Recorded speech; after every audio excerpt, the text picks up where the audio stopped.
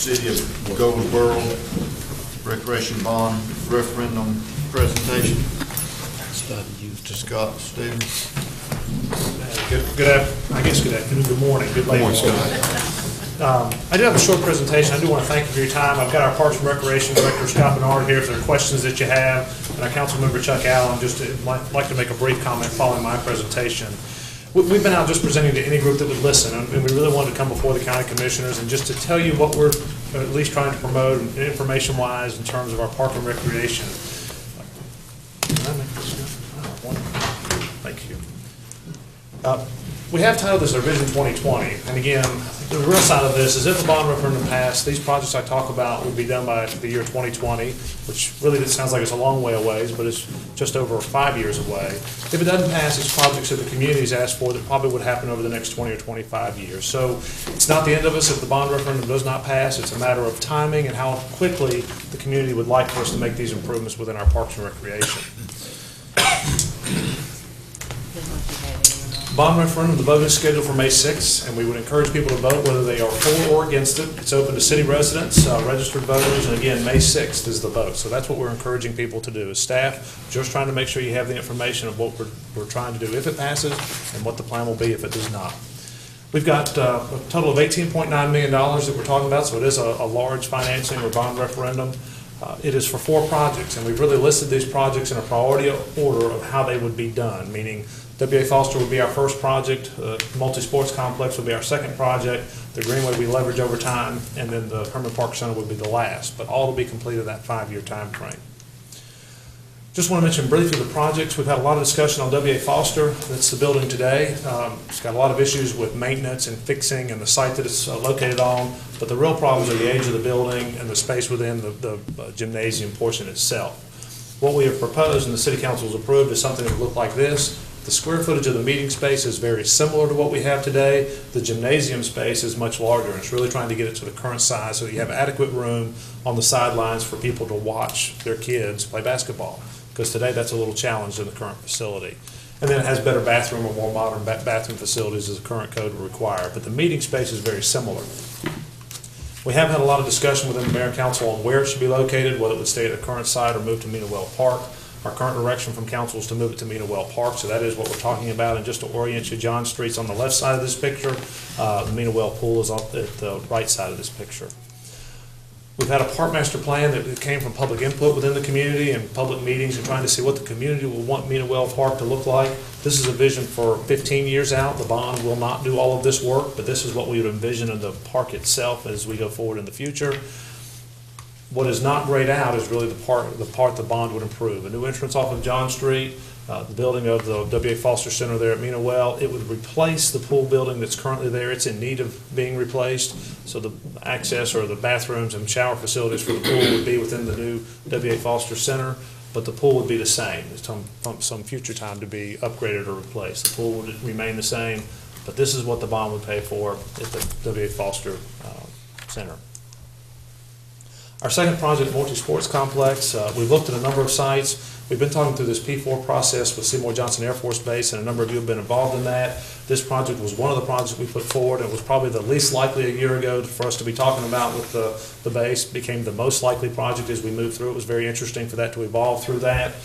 This is off Oak Forest Road, and basically it's a 60-acre site that is currently behind the security fence. The security fence would move, so this project would be for all accessible purposes off base in terms of people coming and going. There would be no security related issues for people coming on and off into this multi-sports complex. Our intent is to build 8 fields. Initially 4 of them would be AstroTurf. They'd be lit, they'd be underdrained. You can, in theory, play on them year round. We probably would tell you 10 or 11 months a year we would play on these fields. The other month we would use for maintenance. You can't rain them out. You could have a thunder and lightning storm where you would stop play. It might rain too hard and you don't want to be that wet, but the fields themselves you won't damage by playing on after a rain. Where grass fields, you will. So if you're running tournaments, that becomes a big issue. There are other tournament sites in eastern North Carolina. There are no other tournament sites that have 4 of these fields in eastern North Carolina, or 4 turf fields. There are some other communities starting to build an AstroTurf field here or there, but a very high quality facility for our community to use Monday through Thursday with the intent we would attract tournaments Thursday or Friday through Sunday. And again, we're talking multi-sports. Soccer's a driver, but it's lacrosse, it's football, it's anything that can be played maybe on a grass field, and that's what the intent of this facility is. So initially, 4 artificial fields, 4 grass fields, with the ultimate goal of having more artificial there. The next project is Greenways.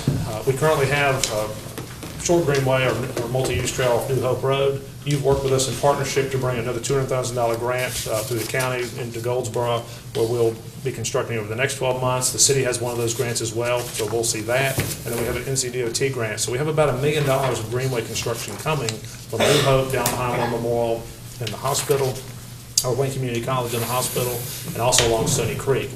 This $800,000 for this Greenway portion would really just let us take local money to leverage future grants. There seems to be a recurring grants out there for $50,000. You can get a $250,000 project, so you get $200,000 in grant to the community. So this $800,000 would be able to leverage that to continue the Greenway. We are going through a public process of our Greenways today of where do you want the next set of Greenways to go. So we're working through that into where that money would be spent. And then the last project is the Herman Park Center in Ash Street at the left side of this screen, Goldsboro High School to the right. We've gone through the park master planning process here too, sort of our vision for the park. When you look 15 years out in the future, the bond portion of this really is the top left, the library at the bottom. The Herman Park Center is what we're talking about, all of the $6 million in bond really going towards. And what we've talked about there is tearing down the gray room, building a double gymnasium, and renovating the front of the Herman Park Center.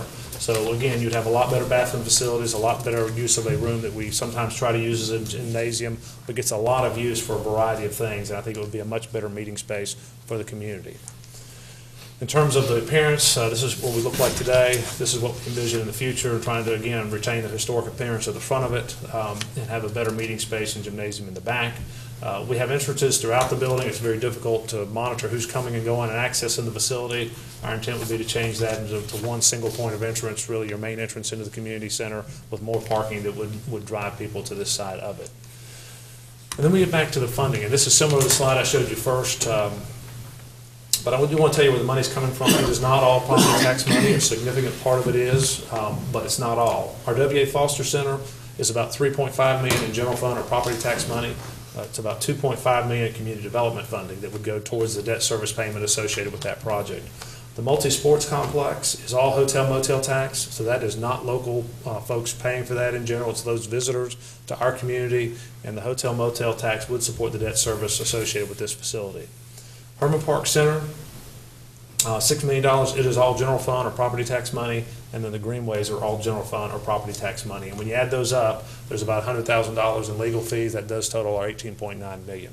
Money really is allocated to those projects. It can move between them a very little bit, but it's meant to be in those amounts at those different locations.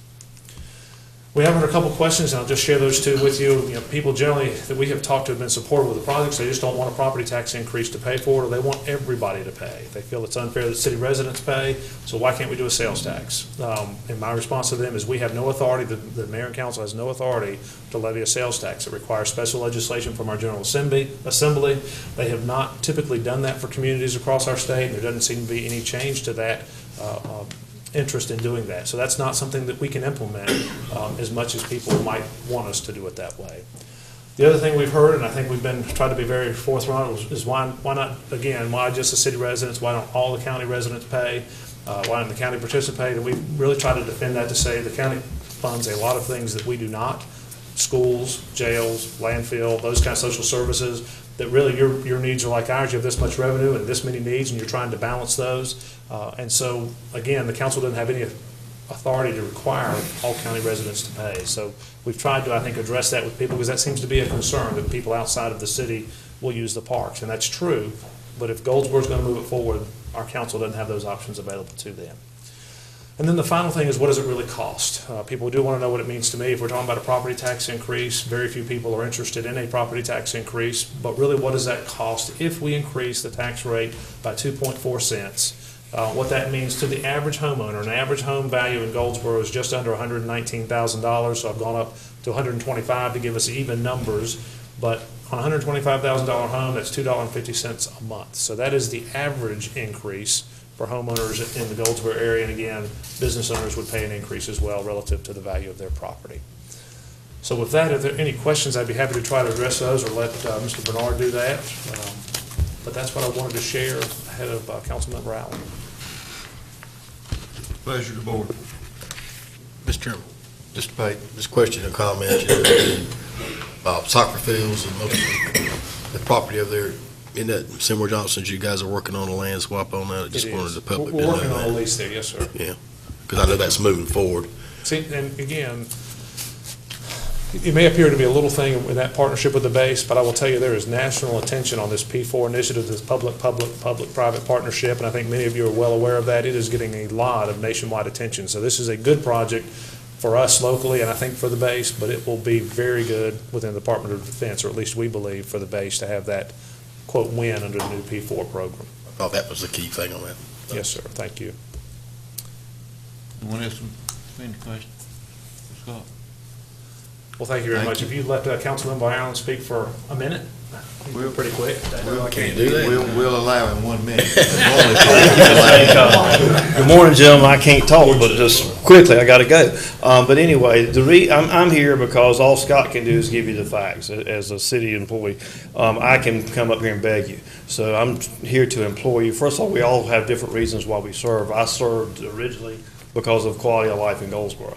I was working all around in Goldsboro as a contractor, and just a lot of things we weren't doing here I thought we should be doing. So that's why I ran for office, and hopefully we're making some improvements all over.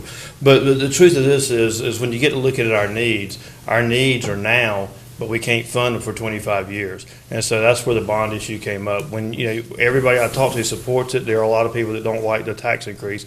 When you sit down and talk to them and say, look, it's $3 a month, then they are a little bit more, okay, well, for what we're getting, maybe that's not a bad deal. But what we would encourage you is this isn't just about the city of Goldsboro. This is a partnership between us, y'all, the base. This is huge to the base and what it can do to solidify our relationship there. I dare say every one of you, whether you're from Walnut Creek, Rosewood, Mount Olive, wherever, you have family that'll come in.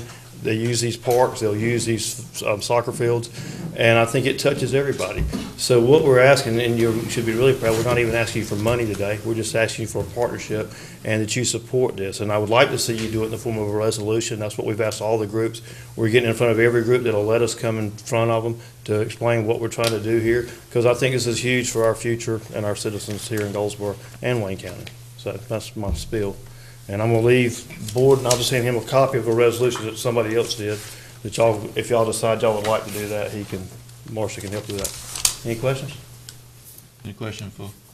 I guess I'm about the only one on the board that this will affect, because the rest of them live in the rural area, and I'm gonna pay my $2.50 if you decide to You're do just a that right. fine person, Mr. Bell, we appreciate that. We You don't need you to pay talk to your neighbors though, You said- May 6th. But You we don't- do, we need people, we need to encourage people to go do that, because I think this vote will fail or pass by a few votes, as y'all know, and You know, there's one thing we've got to keep in mind. People moves to cities, not counties. And that's no slam on the county, but when you're gonna go to Goldsboro, you say, I'm gonna move to Goldsboro, North Carolina, although it's in Wayne County. So I applaud what you all are trying to do. anything else? Thank you for what you do. Thank you, Mr. Allen. Item number 4, motion to approve the request for a letter of support for the city of Goldsboro's application for the Transportation Investment Generating Economic Recovery, the Tiger Grant Fund. So moved, Mr. Chairman.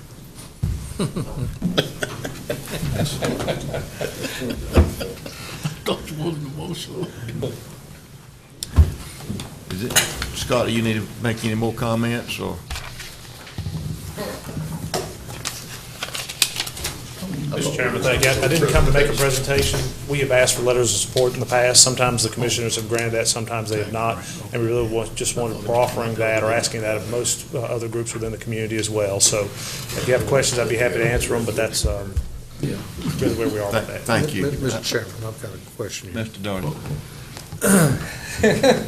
I heard you down there, Commissioner. If my memory serves me correctly, this board did not give a letter of support or a resolution of support in regards to the first Tiger Grant. Am I correct in that? With the first being the last one. I know last year this board did not. We've applied 3 or 4 different times, and I know some of those times the commissioners have. I know last year when we applied in 2013 for the grant that we received in September, that this board did not. So that would not be a precedent setting either way to support or not. I don't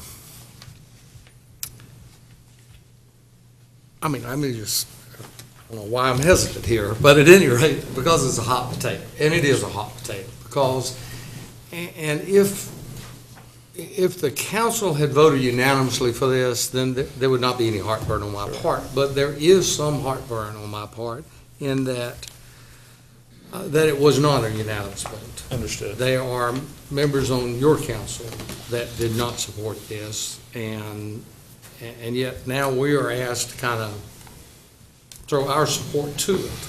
So you can see there's a little bit of an issue. Yes, sir. And I would tell you, wherever the commissioners go, we're going to be fine.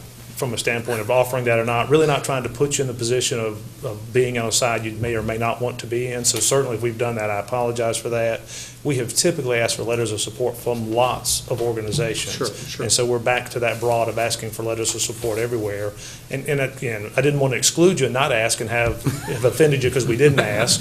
As the staff, regardless of the issue, when the majority of my board says do this, as the staff, that's what we do. So we work to the best efforts to go with the majority of the board, and that's where we are with this project as well. So, but I appreciate your concern and obviously not trying to place you in the middle of a controversial issue within our council. Well, I appreciate your frankness. Thank you, Mr. Chairman. Mr. King. I don't have any comments to you, Scott. They're just comments to the commissioners. Thank you. Good job. Good job on the presentation, by the way. Earlier, Commissioner Bell had asked or made a comment about letters in the past, so I asked our clerk to bring up those 2 letters, one dated April the 7th, 2009, and the other one March the 16th, 2010. And I wanted these passed out, and I think each commissioner has them. The first one, April the 7th, was addressed to Joseph Huffman, city manager, and signed by Roland Gray, the chairman. I did not have time to go back and look in the minutes of April or even March to see if, in fact, the board in open session voted to support for the Goldsboro Union Station Multi-Model Transportation Center project. The letter's before you. I'm not going to read the letter, but there was another letter, March the 16th, 2010, that you can read here, made to Mr. Huffman, and it was signed by Lee Smith, the county manager, not by the board. As the Wayne County manager, I am writing to show my support for the grant application from the City of Goldsboro and Downtown Goldsboro Development Corporation for financial assistance to develop the construction, ready engineering, and design plans for 1 block of Center Street streetscape improvements as outlined in the comprehensive downtown master plan. I don't remember that one coming either before the board and giving him authorization to write such a letter. But I just wanted to clear up that those 2 letters are the only letters I could get my hands on from Mr. Bell's comments this morning, that there were letters that the board supported. So with that said, I've gotten that out of the way. Now, Mr. Chairman, if you'll allow me to give my part in where we are with this. The way I understand it is that this is an application process, and I want to support the process. The process is the only way that we can get answers. There are ways that you apply for grants, as Scott knows and Chuck knows, and all of those here on this board certainly know with grant processes, is that you're tapped and then you go through the process, an application part, and it could take 6 months, it could take a year, but all the data is put together, and that's where you get into the weeds. And I, as a commissioner, I want to support the municipality as we have been supporting them since we have taken our seats in 2012 by going to all the municipalities to listen and hear and want to help these municipalities. But the process here this morning, the way I understand it, is that they're asking for our support in the application process. Anything coming after that, as far as funds, matching, paying, monies, or anything, that comes later. And we certainly will have the opportunity on our watch in the next 2.5 years. Certainly, I would hope things could move forward. But At those times, then that's when we'll make our decisions. But right now, I don't want to stand in the way of a process of application. These other two letters here, again, neither one of them were voted on by the board, as far as I know. One supports one thing and one supports an application process. But as far as today and what we're looking at now, I would certainly like to see the process start and continue. And I like to get into the weeds. I'm that analytical, and I want to see the logistics of how we move forward. So I will be supporting their application process. Thank you, Mr. Chairman. Mr. Chairman, Mr. Payton. over the years that I worked in state service, this was a routine thing that we did to support sister agencies in their, whether they were going for grants or whatever program they were trying to do. And I don't have any problem with that because I've done them both ways. But in each one of those letters or MOUs that I either sign or ask other people to sign, there was some language in there that had something that said about a non-financial binding agreement or obligation. And I think that's a pretty standard thing that should be in this type of letter or MOU. And if we can do something like that, then I certainly have no opposition in moving forward with their request. Thank you. Anyone? Mr. Mayor?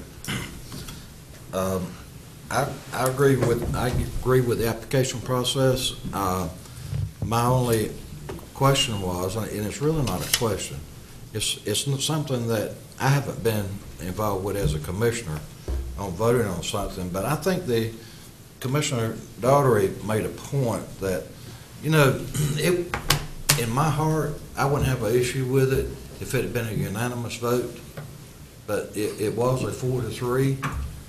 And I know that's the political side of it. I understand that. But the key is that I want to make sure, I as a commissioner, that I am for the application process. But somewhere in the future, my vote may be different than what I may be insinuating by voting for this application.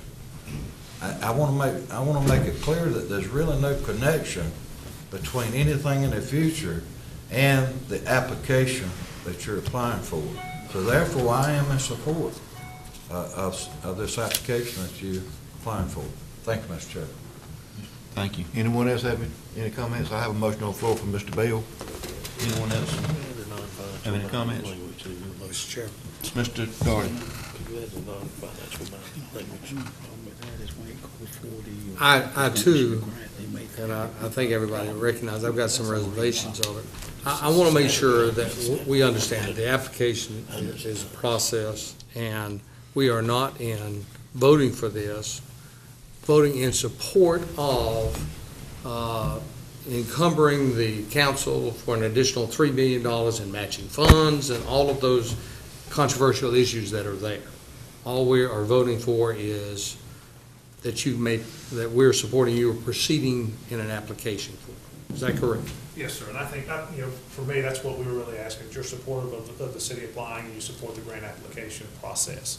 And the letter can be written to anything from a comfort level for the commissioners, but it's not encumbering you to any future money or really trying to put you in that place where you're countered with some members on the council. That's not the intent of that. It's trying to support what our council as a majority has asked us to move forward with on a project within our community.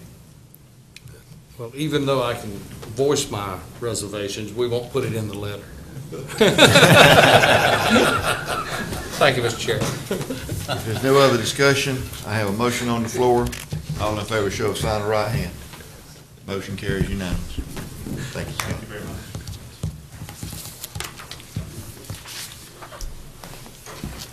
Okay, that takes care of all of the new business with the exception of item number 6 that we're going to take up after lunch, I understand?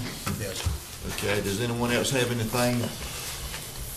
Or have you got time for your manager's comments, or you want to wait out the lunch? I just need to wait till after lunch if you don't mind. Good. Are we ready to break for lunch? Let me just check on that.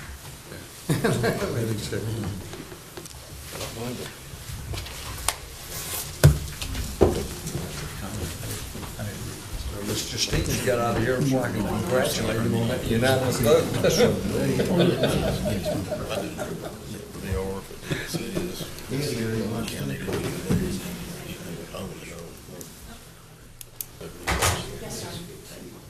we can break for lunch, or we can get part of the commissioner's comments, but if lunch is here, I'm in favor of going to eat.